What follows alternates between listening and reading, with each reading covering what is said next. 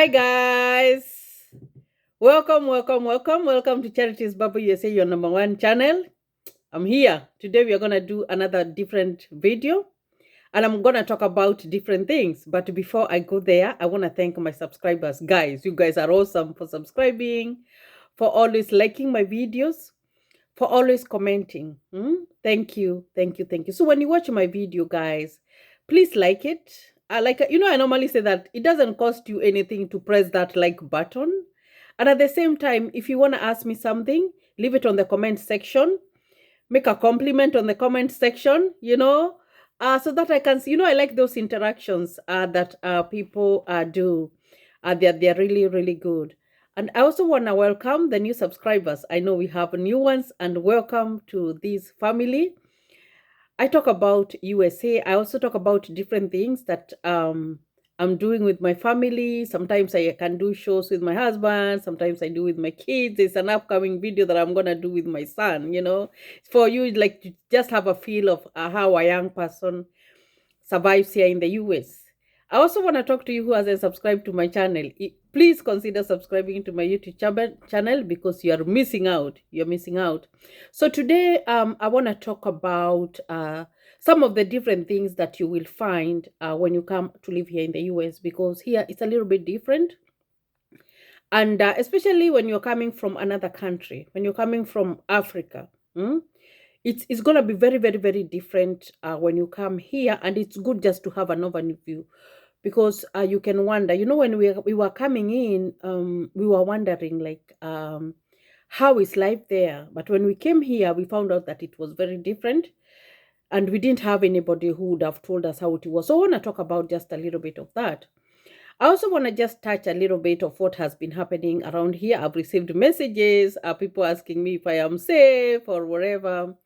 Yeah, I know you guys have seen on social media that there was a tragedy that happened, but it did not happen in my state. It happened in Texas.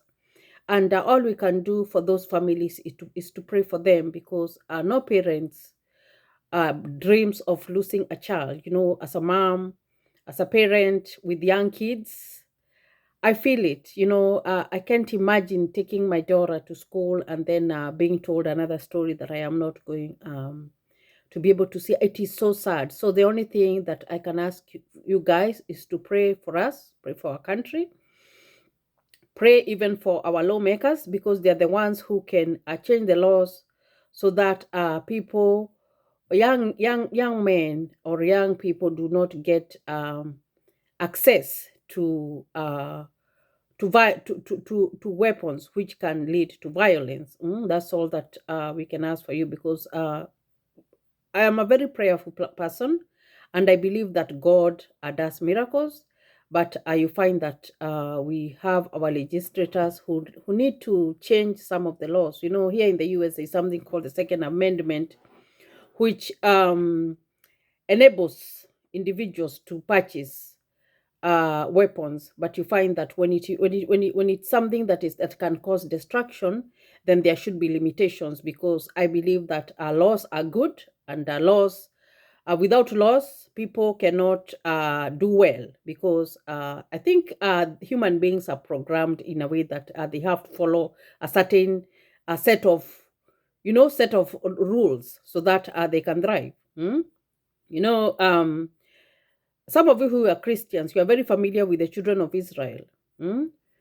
They were the beloved, the beloved nation. But you find that when they were being taken to Canaan, they became so chaotic, and God had to make some rules for them. God had to make some rules for them to follow, so that they could be able to there could be order, for order. So we can only pray for just ask for your prayers for our country to be more safer. And even for those who are coming in with DV lottery, you'll come in and you will be assimilated, and you will become citizens of this country eventually. So you find that all we can ask for, guys, is for prayers and to remember those people who have lost their loved ones at this moment. It's a very sad moment, guys. It's a very, very sad moment. So today I want to talk about some of the things that you will find it different when you come here. Now, let's talk about you have come from Africa, you are very happy, you are coming to start a new life. And there are stories that are told out there that when you come to the US, you find everything there for you. Now, when you come here in the US, you find that the first thing that you will be, unless you are you have a lot of money, is that you will be broke. Maybe you will have just a little bit of money that can maybe last you for maybe a month. And if you compare the dollar to the currency that you're coming from, whatever country that you're coming from in Africa, you find that the dollar, the amount of money that you'll be having might not even be closer to the expenses that you'll have here. Of course, you see that there's a lot of inflation, the gas has gone up and all that. So you find that maybe you'll have a little bit of pocket money, which is good to have pocket money. But you find that when you come here, you will be starting from zero. You'll be starting from zero because, and most of the things is that you might not know them because most people, the first thing that you need to know is that most people are not going to volunteer information. Even our fellow Kenyans, they are not. I think people come here and they change. And you find that when you go to ask information, you don't get it. Like it's very, very hard to get it. So the best way for you to get information is to inquire, to go online, to Google, and sometimes even to make calls so that you can know more information. So that's one of the things that you will encounter, that like at home, whereby you can go and ask about something. Maybe there's a certain person in the village who people rely on for some information, or they rely on when they want something. Now, when you come here, it is not like that. When you come here, it is you and God. It's you and God. Because here it is very individualistic. Even when you come here, and you see even the way the houses are, they are structured in a way like they're very apart. Unless maybe you live in an apartment. And even apartments, you find that even if you share an entrance, you might not even know your next door neighbor because maybe of the shifts that they are working, because people work in different hours. So the first thing that you have to know is that you are an individual when you come here in the US. Even if you come to your host is just a guide for a little bit to show you where the store is, or where to go to get your ID, and where to go and to get your driver's license. And maybe after that, maybe you will be on your own, or maybe to tell you maybe you can apply a job here. But you find that if you are not proactive and you do not want to find out by yourself, you might stay so many years and not know so many things. And I'm saying this from experience because I know people who have been here for a long time and they don't know much. They are like, oh, you know all that? How did you find out that? Because you have to be able to be willing to learn. You are like a little child who is asking so many questions because they want to learn. But you have to go to the source. I always talk about the source. If you want to go to, let's assume you want to do something like CNA, because you find that most people, when they come in here, they tend to lean on to go do something like in healthcare, because when you go there, there are so many hours for you to work. And at the same time, you make more. Although right now things have changed. Even when you go to work in a store, you find that they're paying more money. So for you to get all that information, you have to go online and you have to find out information for yourself, make phone calls. Another thing that you will find when you come here is that when you call, you do not expect that the person that you are calling, be it an office or wherever you are calling, that you are going to get that person immediately. No. What normally we do, you make a phone call, and most of the time the phone call is not going to be received, but there is going to be the option to leave a message. So you'll click there and we leave a message. You have to leave a message. And then when you leave a message, you leave your phone number, so that that person, when they receive your message, they are going to call you back. That is the routine. Sometimes there are some, if you do not want to leave a message, that you will be put in waiting for like the longest time. You can be put in waiting for even 40 minutes because they are giving you another no option. They are telling you you can leave a message and leave your phone number, and they will call you back. So that is the best option. You leave your number and they can call you back instead of just sitting on the phone for like 45 minutes was waiting for someone to pick up your call. Sometimes it's tedious and sometimes it can be it can be irritating, but it's what it is. You have to know that's how it is. Now, the other thing that you will know that you have to do is to keep time. There is no hurry in Africa, but in the US, there is a lot of hurry because if you have an appointment with someone and you decided that you will meet at a certain time, you have to be there on time. You cannot be late, because if you are late, then that person is not going to wait for you. Same case if you are going to the hospital. Here you have to book an appointment. Everything that you're going to, even having your nails done, you have to book an appointment. Unless you're very lucky, you will go and find like they will pick you because someone cancelled, which is sometimes rare. Everything that you do here, you must book an appointment. Now, in the hospital, the only place that you cannot book an appointment is when you go to the ER.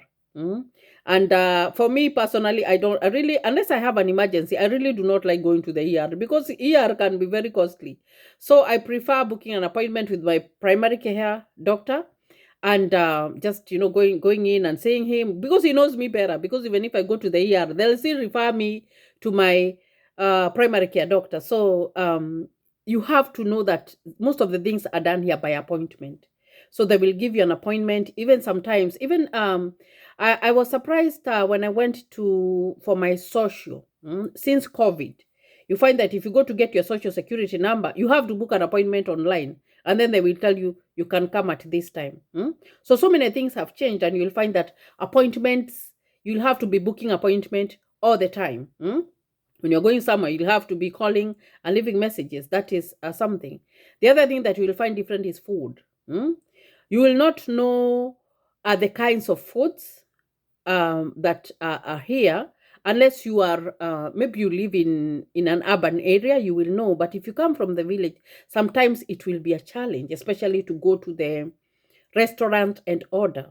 It took me a very long time before I knew how to order. Actually, I always relied on my son. I thank God that when we came here, my son was older, because it was so hard for me to order. So you find that normally what you do when you go to some place like McDonald's or whatever, but although you will outgrow that fast food, like I think for me at the moment right now, I've switched from, I really, my taste buds, I think I just don't like fast food anymore. So I just now like to cook at home, and I'm teaching my kids, and they're doing very well, to eat home cooked food, because you also have to think about your health.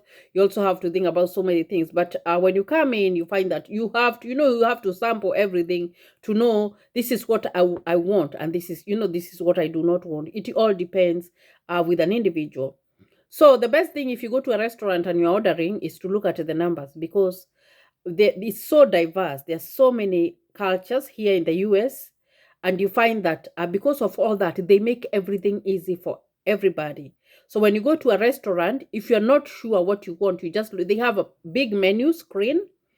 And then when they have a big menu screen, normally what happens is that you will go, there's number 1, number 2, number 3, number 4, whatever they have. They put them in numbers. So you'll just read the number, and then you can tell them, I want number 1, I want number 2, or whatever number that you want. So that's another thing that you have to know. Now, the other thing that is very, very, very important for you is to know that, the way that you go to visit your friends all the time and whatever. It might sound rude, but when you're going to see someone, you have to go by an appointment. You have to have conversed with that person and told them that you're coming in. Because if you just go in to visit someone just like that, you might not find them at home. You might find them at home because you'll find their car there's some people who, like my car, I park it outside. And there's some people who park their car inside the garage. Maybe that person worked at night and they want to sleep during the day. So you find that you will be, when you knock on the door or when you ring the bell, that person is not going to open for you, because it's time for them to sleep, because they have to wake up and go to work. So you find that you have to book an appointment. You have to call someone first and ask them, when are they available? Mm? So that's how we operate here. So you cannot just walk into someone's home just like that. Even if it's your best friend, you cannot. You have to contact them and ask them. The other thing that you'll have freedom with is your phone. Here around US, when you get a phone, you normally do monthly payments of your phone. So you find that if you are talking with someone, you can even talk for like 5 hours or 10 hours on the phone without worrying. So that's good. That's really, really good. And if you have Wi-Fi in your house, of course, it's good to have Wi-Fi, especially if you're doing online things. Like, for example, for me, I do YouTube, and my kids, there's some online things that they do. So I have to have Wi-Fi in my house. So when you have Wi-Fi, it's better because you have access to so many things, and you can chat with people, even you can face chat and all that. So the phone will be like that. That's a good thing because you can talk all the way that you want with your phone. Now the other thing is that when you're hired, you will have to decide on the hours that you will be working. Do you want to work during the day? Do you want to work during the night? So you will decide on whether like the time that suits you. If you're married and you have kids, you will decide this is the time that I'll be working, and this is the time that my spouse is going to be working. So it's very, very important for you, like, to have that in mind when you're coming in, because like we said, and that's what I tell the people who watch my channel, is that when you come into the US, you must come in with the mindset that you're coming in, staying with your host for a little bit, go get a job and move out. Start low, even if you're going to sleep on the floor. There are so many places that you can get help. You can get help, and the only thing that you need to do is to find out. Like, for example, I normally tell you guys that when I came in, I had to go to do my CNA and my Medin and whatever, and actually I didn't pay anything because I went to an organization, and they told me that it's just it's in the state, and I know other states they have that. If you're going to another state, you can ask for something like that, whereby they will train you, and then after they have trained you, they will help you to get a job. Because of course you'll do some classes, you'll do English, you'll do math, and they expect you to get a certain grade, which is not like a very like a, they don't expect you to get an A, but they expect you to get a minimum grade. They have their own minimum grade, and then they will pay for you, and then when they pay for you, then they will get you a job. That's those, there are so many ways. Another thing, let's assume that you have come in and you have moved out from your host, and you don't have enough food. There's some churches which give free food. They give free food. I'm not going to tell you as a permanent resident to go and apply for food stamps, because you find that there are some states that will give you, and there are some that are not going to give you. But the best thing is that if you do not have anything, there's so many resources that you can get that are necessarily even not related to something like food stamps, because they do not want you to come and start. There's some like here. I remember when we moved out, we were having some hardships. So someone told us, maybe you can go and apply for some food stamps, but you find that there are some states that you're not going to get. But if you walk into a church, there's some churches which give a lot of food. If you are lacking in food, you will get that. Even you find that, like, right now the schools have closed. The schools just closed. The kids who are at 18, if you want to, you can go and get free meals. In schools, they tell you when you can go and get some free meals for your kids. So you can do that, because you're starting life. If you have a little baby who is less than 5 years old, there's something called WAKE that you can go and you register. And it's like a clinic that they will be giving you appointments. They go, they weigh your child, like the normal baby clinic. And you get checks for milk. Actually, they'll give you a little card. You can buy milk, you can buy peanut butter, you can buy beans, all that stuff. So there's so much help that you can get, whereby you really do not necessarily need to rely on your host. Like, stay with your host for 1 year. What are you doing in your host house for 1 year? Stay there for a short time and move out and start looking, because you're at the beginning, and it is understandable that you haven't reached there. But at the end of the day, you find that with time you will not be needing these things. I remember when I came in with Christine, I was going to WAKE, but my youngest, I didn't go to WAKE, because I was like, I'm not gonna go again to take to those people who really need it, because I felt like I was able to I was able to afford what I was being given. And for me, I have that heart whereby if I really don't need something, I'm not gonna go get it and take it from someone who really needs it. You see what I mean? So there's so many things that you will learn, but you have to learn them, and you have to, of course, when you come in, I remember we were being given some leaflets, some papers that had like so many resources. They give you so many resources. If you go to Wake, they give you so many resources that you can go. Even there's some people even give coats for winter, because you find that the clothes that will come in, that's why I normally tell you, don't come with a lot of clothes, because some of them you won't wear. It's funny, like my closet is full of clothes, and most of the time I only wear those clothes if I'm going to church or if I'm coming here to do a video. That's when I will wear my clothes. But I don't have time like to wear clothes all the time, because there is a specific attire that I have to wear when I am going to work. So those are some of the things that you need to know, because you need to know these things. The other thing that I want to talk about is, and this is a bad habit that is in Africa, is violence. You cannot come here and survive with violence. If you are a violent person, if you are violent to your children, if you are violent to your spouse, you will not survive here. Because you find that here, if you make a mistake and become violent, become abusive towards your family members, and they call on you, you will be arrested. And it's so bad. I've seen even prominent people who have been violent or they have done bad things, and they have lost so many things. Like, this case of Will Smith, and I'm going to talk about it because it was very, it was just there. It's just there. If you do a bad thing, it's a bad thing. That guy has lost so many contracts. I know he's a rich guy, he's a millionaire or whatever, but his reputation, simply because you decided to be violent, to show violence. So when you come here, that ego that that African men have, and even some women. I'm not gonna just say that it's only men. You have to change and start having a dialogue with your spouse, having a dialogue with your children, because that's how it's done. But you cannot be abusive, because if you're abusive, if you're violent, you are going to be in so much trouble you won't even believe it.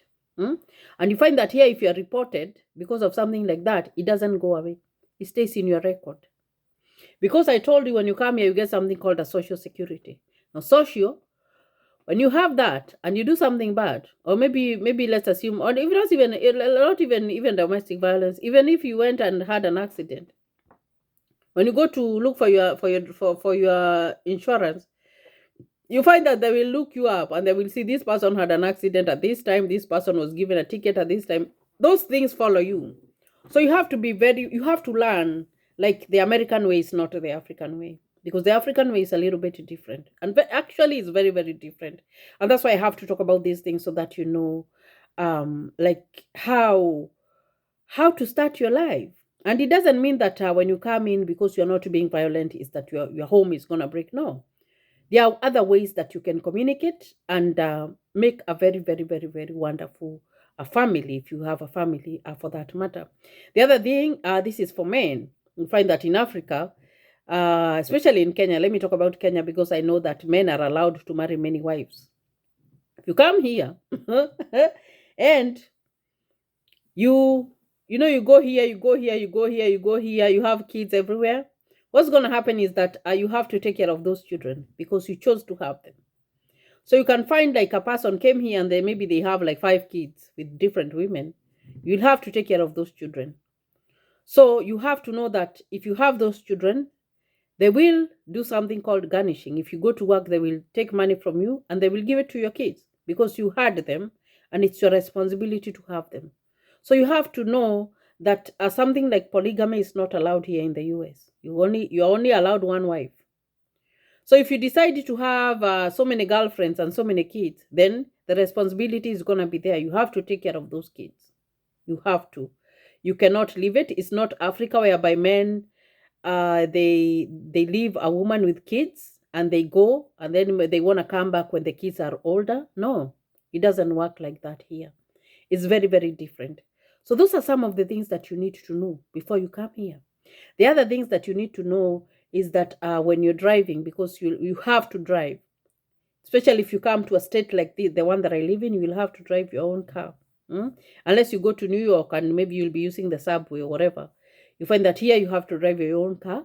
So the first thing that you will have is that you must have a driver's license. You have to carry it. The other thing that you must have for your car is insurance. Your car must have insurance.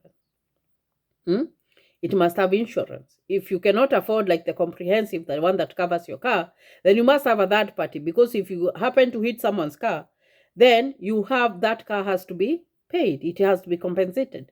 So you must have insurance, and you cannot drive without insurance or a driver's license, because if you are stopped by a policeman without those, then you will get a ticket. And a ticket means that you pay a fine.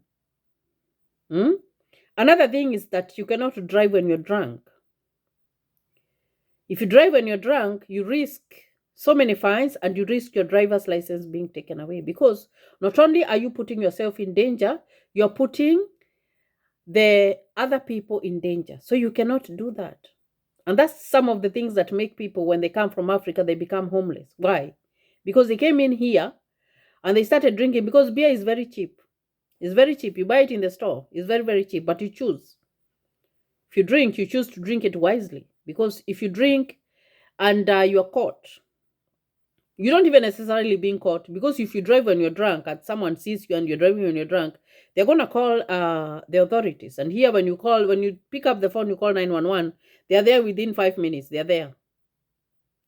So, and they will take away your driver's license. You find that if you are in a state like the one that I am in, and you cannot drive yourself from point A to point B, who is going to be giving you rides? Nobody.